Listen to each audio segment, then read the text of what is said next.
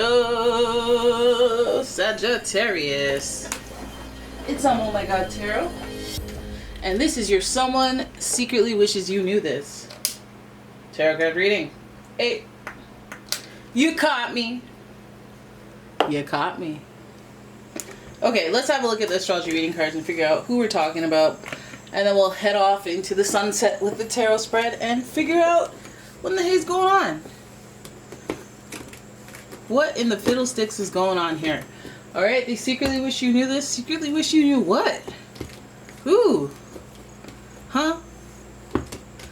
Let's have a look. I'm shuffling the astrology reading cards. And yeah, I was buying time.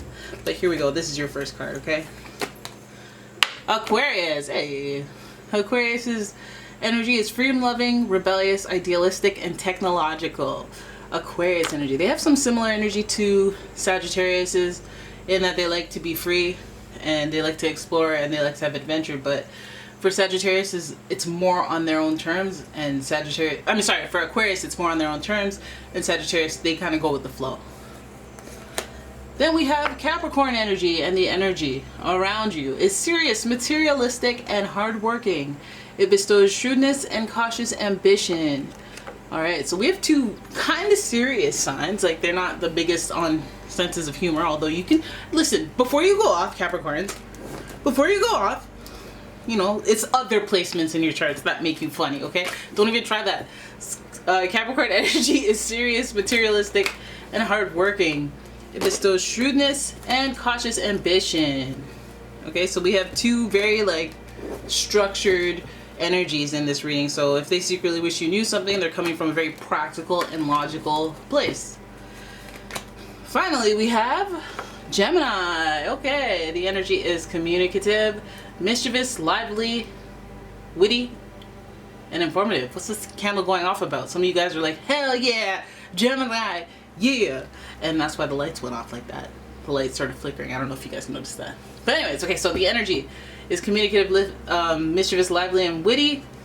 Witty and informative. Stimulating exchange is possible. So, okay.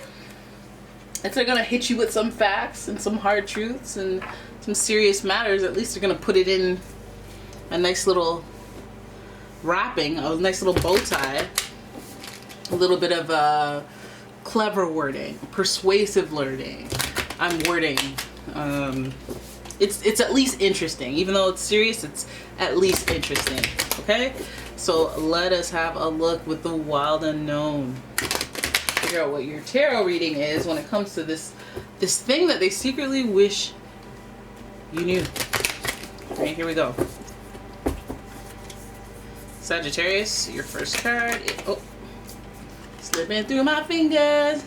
7 of Pentacles in reverse to start. Then we have the Ace of Pentacles. Very, very interesting. Very interesting. 7 of Pentacles. Followed by the 2 of Swords. Okay. Let's see where you're going. So we're already seeing a little bit of pondering, right? With the 7 of Pentacles. And the 2 of Swords is giving us a little indecision. Ace of Cups. I feel like this is pertaining to connections, new beginnings, new love, new approach with feelings. But there's still some wondering about. So if some of you guys are up in a relationship with someone, like let's say you've been dating them and then you got the title, this person is still wondering. They're still indecisive about what they want to do, if they even want to start the relationship at all, or if they've started it, they're still, you know, kind of like you might get the sense that they're 1 foot out the door because they're still unsure. It's giving that type of vibe. Secretly wish you knew that this ain't it. Just because you got that title don't mean that you don't have to do X, Y, and Z. But anyhow, let's keep going.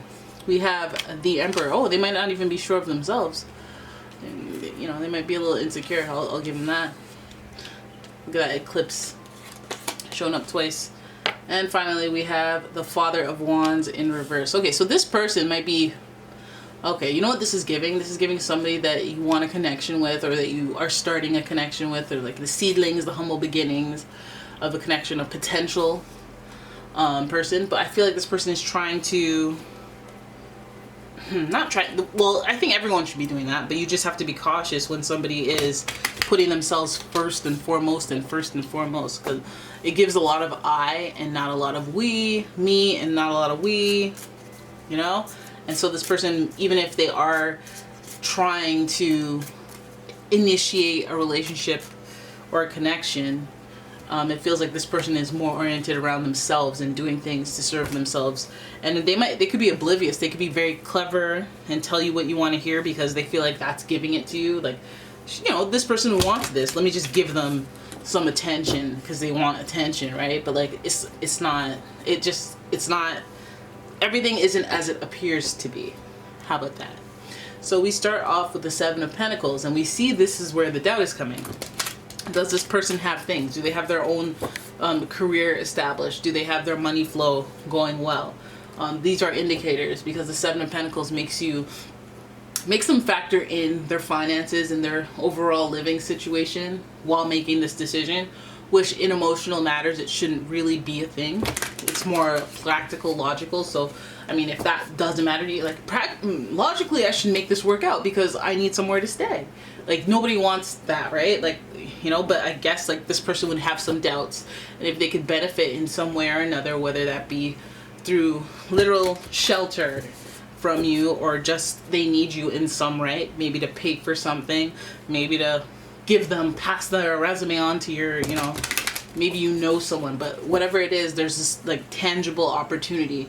Possibly, you know, the Capricorn energy is ambition, right? So they'll do this. They will connect with you emotionally or spiritually so they can get something from you extrinsically, and benefit from it in some tangible way. I got a job, I got a car, I got a TV, I got a couch, I got to, you know, get something out of it. So this Ace of Cups, the question is, with this Ace of Cups, are all these feelings genuine? Well, they might be, because the Ace of Cups is not in reverse. We do have the Two of Swords next to the Ace of Cups, so there is a little bit of hesitation, there is a little bit of indecision. So you'll know that with a person who is initiating some sort of connection with you, and you might even be wondering, like, why? Like why? Do they just, like, where's this coming from? Is this coming from feelings? Does romance really exist? I feel like this person is still undecided. They don't know. They're just trying to initiate something, but they're undecided for the most part. Now, we have the Emperor energy here, and this energy is prominent because it is your only major arcana. Typically, this Emperor energy is associated with Aries, and Aries is, you know, the leadership. The Emperor is a leader of a household. It's like a manager, not a district manager, but a manager of a store kind of energy. So this person likes the stability of that position, and they might even play that position in your life. But I feel like this person is almost like they can emulate that position, but I don't know if that position is sincere and genuine, because it is reminiscent of a King of Wands, to be honest. It does have all the same makings of a King of Wands, but here's the thing, the King of Wands is in reverse. So it's almost like, are you appearing as the Emperor? Are you appearing as the King of Wands, like, without the filling? You know, like, are you projecting that because that will get you to your overall goal? Capricorn, Aquarius, ambitious energy. Is it like by any means necessary type of energy? Because the King of Wands in reverse, they'll do what it takes to get to the top. They're impatient about where they want to go, so they'll cheat. So they'll do things before they're fully developed. They'll rush. They'll pull the cake out of the oven when it's still puffing up, because they want cake now and it's almost done, so whatever, you know. It feels like this person might, you know, they might, it's almost like they wish you knew that there are other factors involved in their decision making about you, which is what's leaving them so indecisive or unsure about the future.